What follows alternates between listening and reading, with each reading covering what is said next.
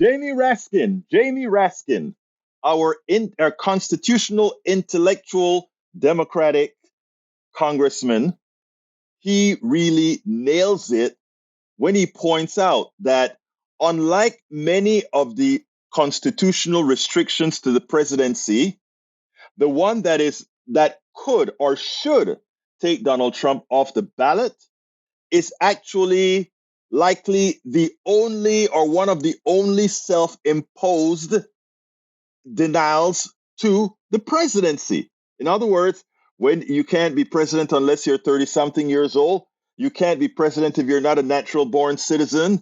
There are these things that you have no control over, but you have control over whether you're an insurrectionist.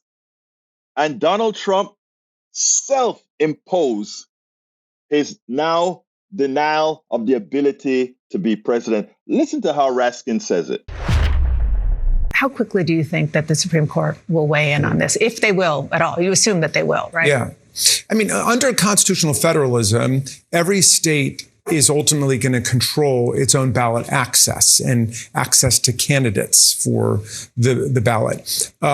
And that is obviously difficult when we're talking about electing the president, who is the one official we've got in America who is supposed to represent the entire country, represent everybody. And so I think that the urgency is for the Supreme Court to act. But I think it's going to be tough for some of them if they want to keep Trump on the ballot, if they're falling for the argument that this is undemocratic. I mean, is it undemocratic that Arnold Schwarzenegger and Jennifer Granholm can't run for president because they weren't born in the country? If you think about it, of all the forms of disqualification we have, the one that disqualifies people for engaging in insurrection is the most democratic, because it's the one where people choose themselves to be disqualified. In terms of your age or where you were born, that's not up to you.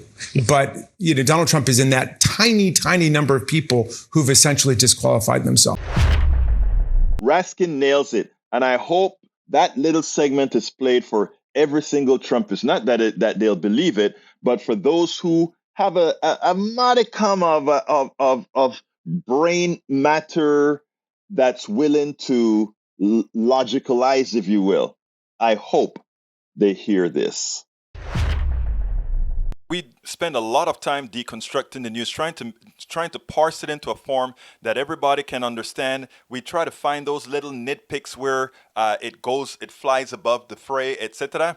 If you really like these videos that we do, I want to ask a big favor. Please go ahead. Number one, subscribe to our channel. And number two, please join if you can. Thank you so kindly for watching. Keep watching. Please remember to share. We must populate the entire internet with our progressive message, a message that we know is what most Americans say that they want. So help us, please join.